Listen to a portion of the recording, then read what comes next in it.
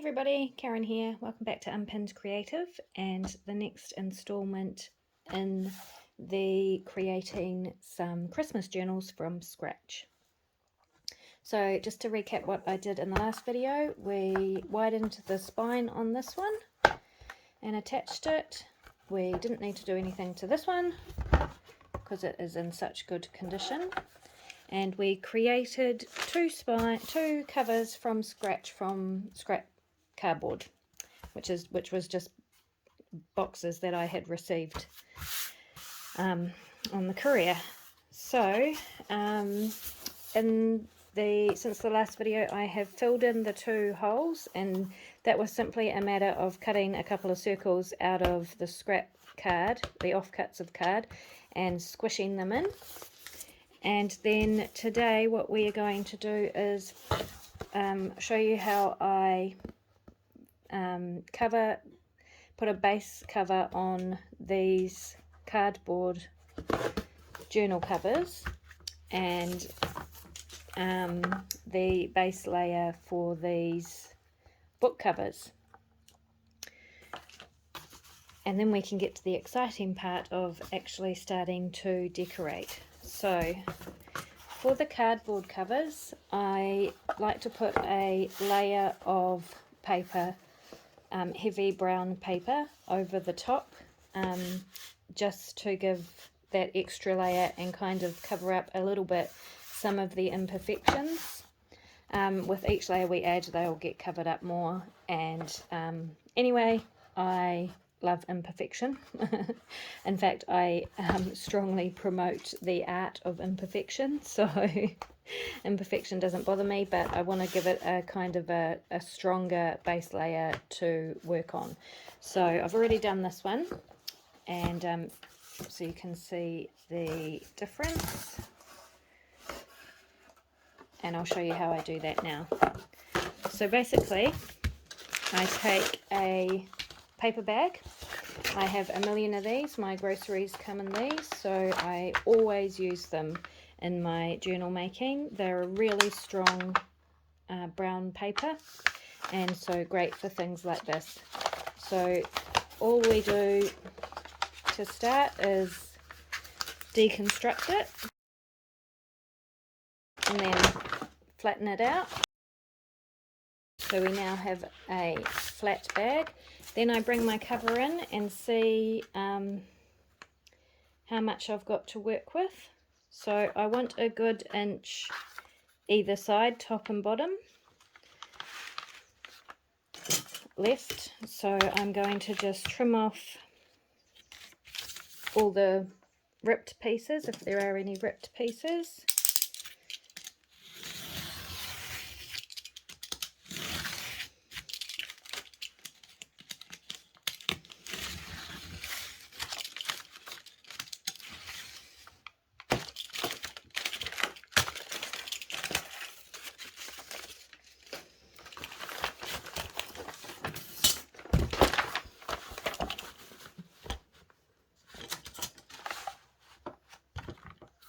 And then at the top,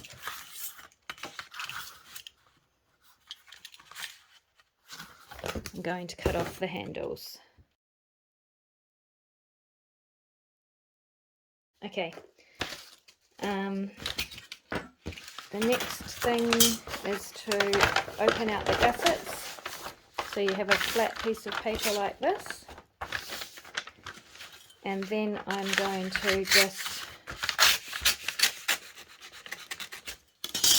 open the bag up so that I can get just one layer. I'm going to rip off these bits that attach the handles. I'm actually going to separate the bag into two pieces.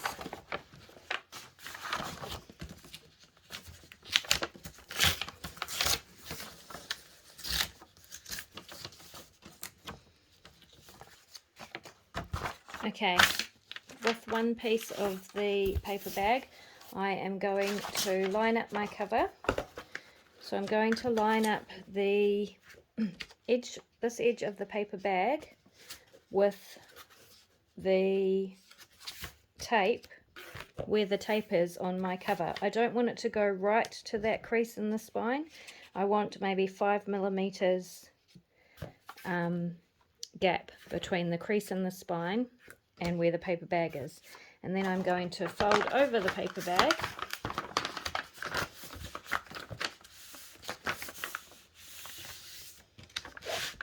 like so.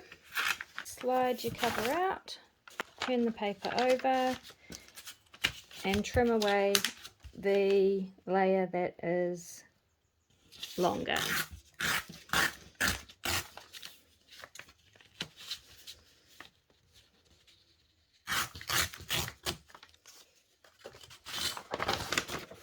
So that is going to be the cover for one side. And now I'm going to do the same again on the other.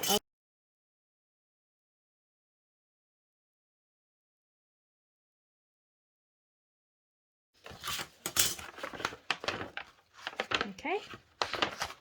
Then what I do is bring my cover back in.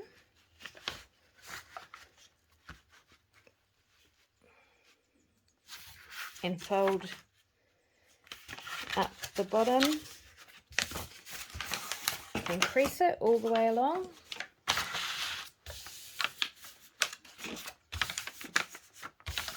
And the same at the top. Fold it over and crease it all the way along. Once you've done that,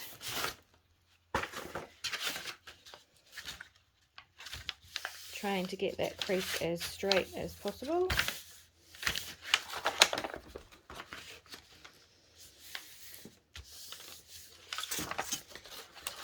Now what you can do is trim away half of that flap. So we want to trim away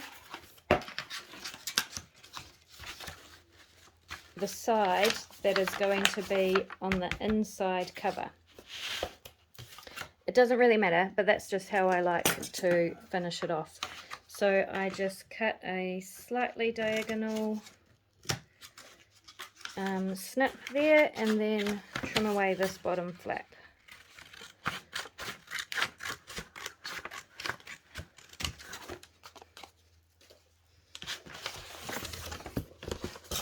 Do the same at the top.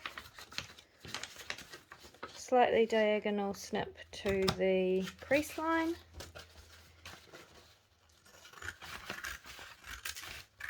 And trim away the flap. Then do the exact same thing on the other side.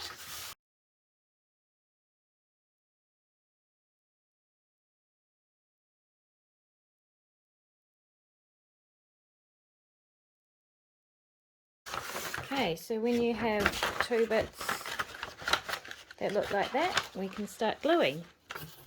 That's the fun part. So I use wood glue, just PVA wood glue, all-purpose wood glue. This is just the cheapest one I could find. That's all I need for this sort of a cover. It sticks really well and it dries really fast.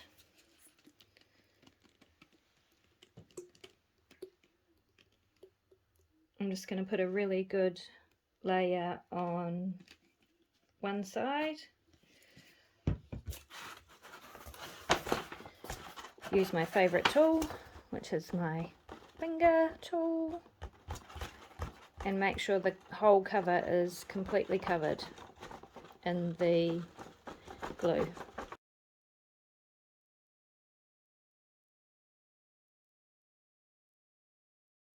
And what I was supposed to do before I started gluing is move my cutting mat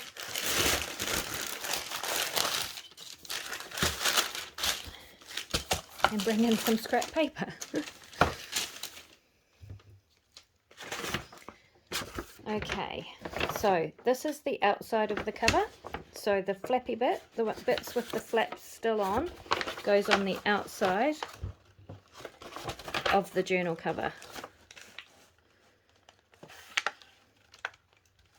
But again, it doesn't really matter. It's just how I like to do it. It doesn't matter if you do it the other way. I just like the finished edges. Doing it this way gives you. So smooth that down.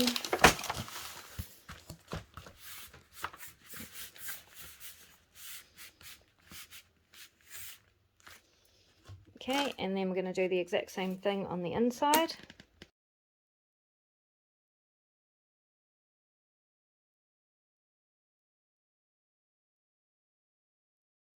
Make sure to get glue along that edge where the paper is going to fold over as well. And then we will pull the flap over, pull it tight and smooth it down. Now you don't want the edge of the paper to cover that crease, so just be careful about that, because your paper will move a little bit and sort of magically grow when you glue it down. I think it's just because all the creases get smoothed out and stuff like that. So just make sure that that edge of the paper is not covering the crease where your spine is going to, where your spine is going to move. So then you can go ahead and get all the wrinkles out if you want to, depending on the look you're going for. I don't worry too much for my journals. So you could use a scraper or a ruler to smooth out all the wrinkles on both sides.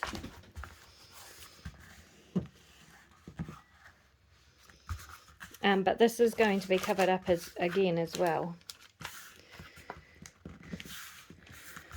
And then the last step is to fold up your flappy bits.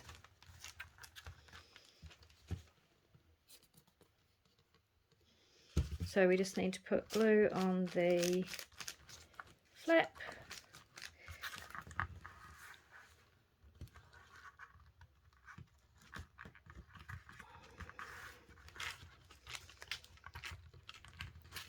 And pull them up nice and tight.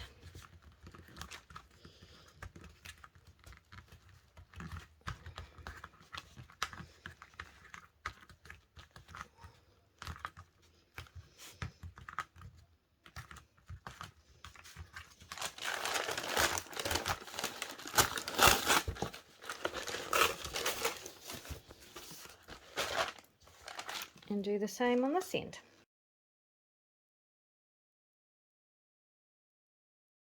So what this does is it covers up those raw edges of the cardboard box that we used for making the cover, and it gives some more strength to the cover. I'm just going to go ahead and do the same thing on this side.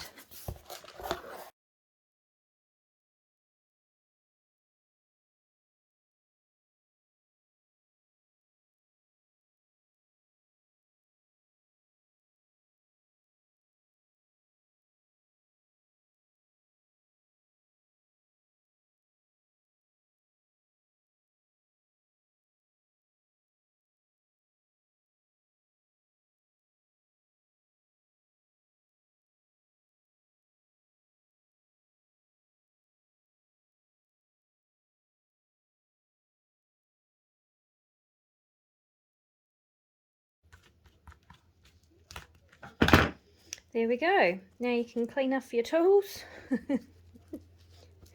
and your mess if you've made as big of a mess as I have.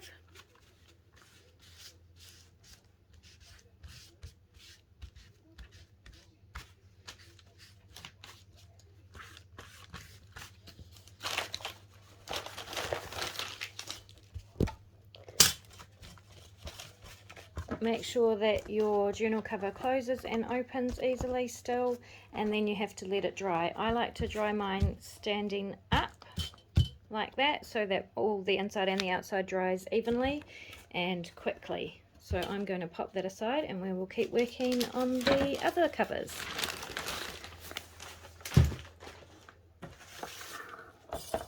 Alright, so ideally I would leave it overnight. Now, the reason that we need these cardboard covers nice and dry is because I'm about to do more gluing, and it's much better, I feel, for the integrity of the journal cover, and it actually goes much faster if you dry each layer between coats, between each layer. If you dry the glue between each layer, it just keeps your journal cover nice and straight and flat and not too wet. So for these covers, the cardboard covers that we have constructed from scratch, I'm going to be popping these boots onto. So for the background, I'd like it to have a little bit of texture, and to do that I'm going to just cover it in tissue. This is just tissue that came in packaging. I think my son actually got a car part that was wrapped in it, so he knows to not throw anything out, and gave that to me. But any kind of tissue, you could even use paper towels or serviettes, plain white serviettes, or anything that is, any paper that is quite thin. So I am going to cover now is when you also want to think about what you're going to be covering your spine with. So for these journals, I'm actually going to be doing a fabric spine, and I will do that, I can do that right near the end. So I'm not going to worry about the spine, I'm just going to cover each of the front and the back with the tissue. To do that, I just use watered down PVA. Not the wood glue, just normal school PVA, and a brush this time.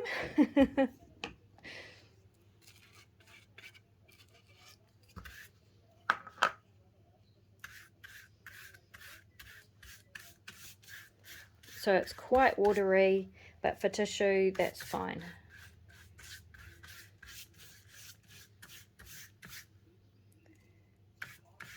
And again, I just make sure that every bit is covered, every part has glue on it.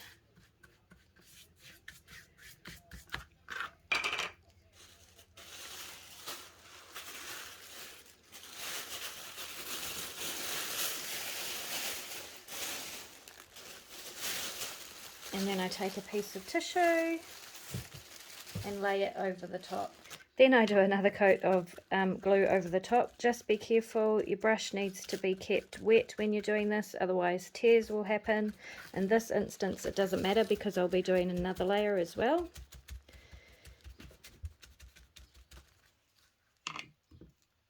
But if you don't want to tear it, you just have to be quite gentle and not rush too much, which is usually my problem. I always tear my napkin when I am, or tissue, when I'm gluing it down, because I'm always in a rush.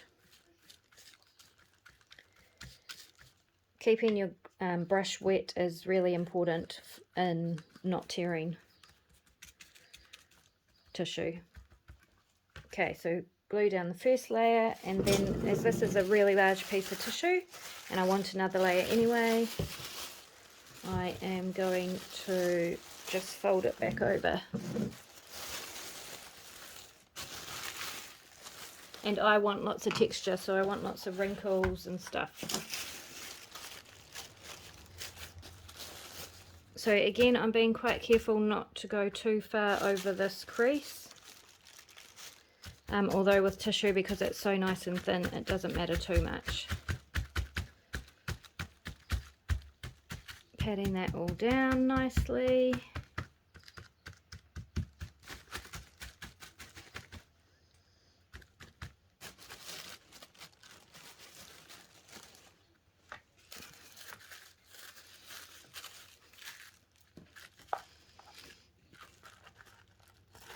Just going to tear this off.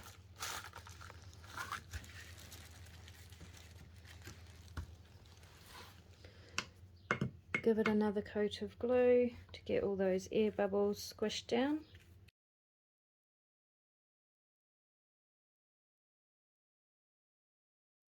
Okay, and now I'm going to do the final layer.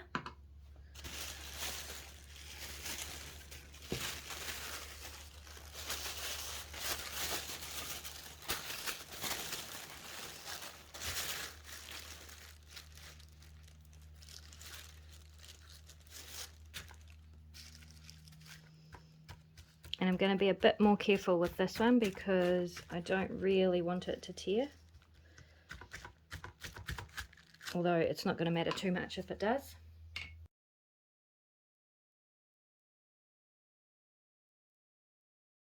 Just like that. And then I'm going to carefully cut off the extra tissue, leaving a decent sized margin.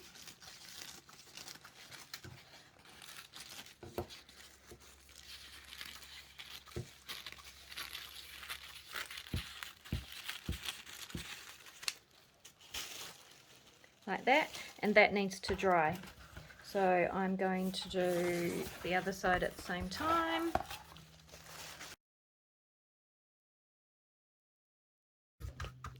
Oh, Susie.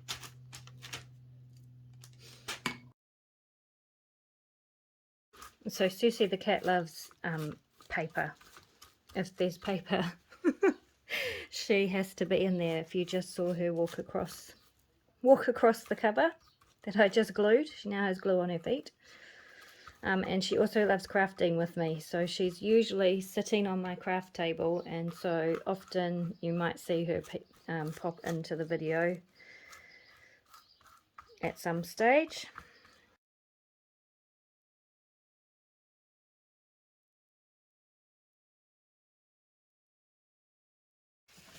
Alright, those need to dry now, and then what will happen is I will come back, flip it over and do the same on the inside, folding these edges that I've left over to the inside to kind of give me a little bit of texture around the edges of the cover.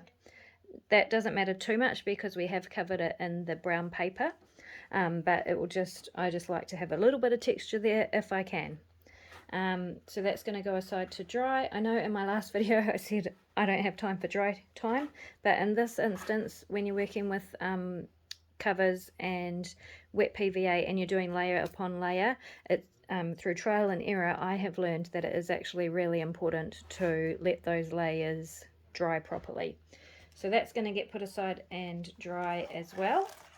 And I will do the exact same thing with that other cover, the other cardboard cover, once that first layer we just did has dried. Alright, so working on cardboard covers and creating them from scratch does take is longer. There's a lot more preparation work to be done, but you get such a unique finish that I really love making them, and most of my journals are made that way. But now onto a bit more simpler and just as fun ready-made book covers. So for these two, what I have decided is I'm going to cover them in fabric. Because I'm using fabric, I'm going to cover the whole cover, including the spine, because if you cover the spine in paper, as you open and close, the paper will often crack, but fabric doesn't do that, obviously, so I will be covering the whole of the spine with fabric, but I will be decorating the spine later on. So we'll start with this one. For this one, I've chosen this really beautiful batik. And with batiks, you don't really have a right and a wrong side. So that's brilliant. So this is the journal cover that I'm going to be popping the trees and the deer onto. So I think this fabric goes really well with that. So that is just a matter of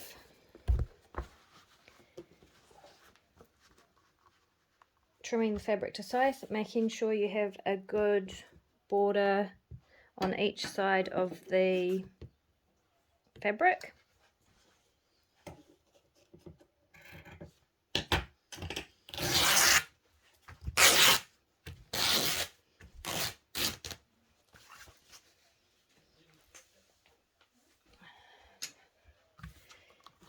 And then I am going to cover my covers, I'm saying cover a lot today, in Mod Podge. I use Mod Podge generally for fabric. It does leak through, but for covers that's not a worry because generally they're going to have more on top anyway. So this time I'm making sure to get the Mod Podge right into that crease of the spines. What I should have done, and what I meant to do, and what you should do if you are doing this, is sand your cover a little bit if it's a glossy cover like this one. I haven't done it. It's hopefully not going to matter too much, but if you do that, it makes the Mod Podge or whatever glue you're using grip better. So definitely I recommend doing that. Okay, so once you've got a good layer of Mod Podge, not too thick and runny because as I said, it will soak through the fabric. So just enough that every part of the cover has got glue on it.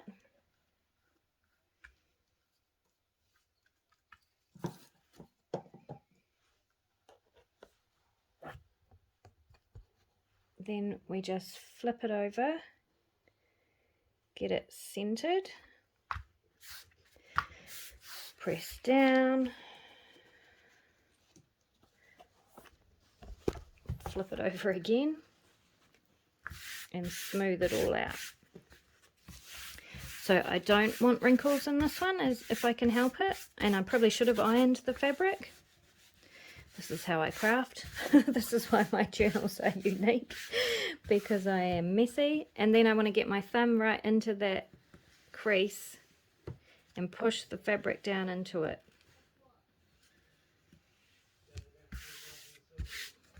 And the same on the other side. Make sure I push the fabric right down into that crease where the spine folds.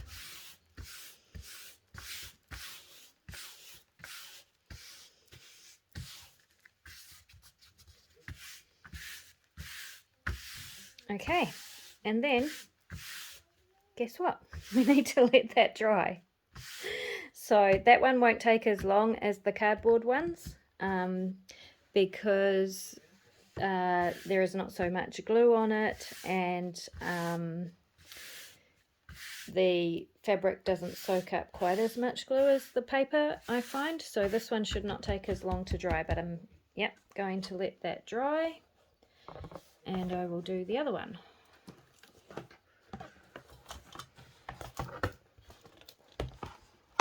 So for this fabric, this cover, I have chosen this fabric, which I think is a really cool kind of winter wonderland vibe, which is what I was going for. And this is the one that is going to have the animal circle on it, so the deer and the squirrel and the fox, which you would have seen in the last video. So yeah, I like this fabric for that theme, and I'm just going to do the exact same thing.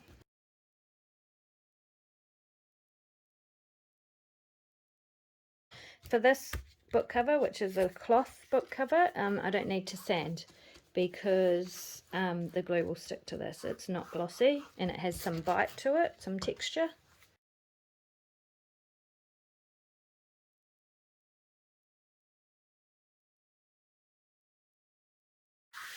And that's that cover done, so I need to leave those to dry now.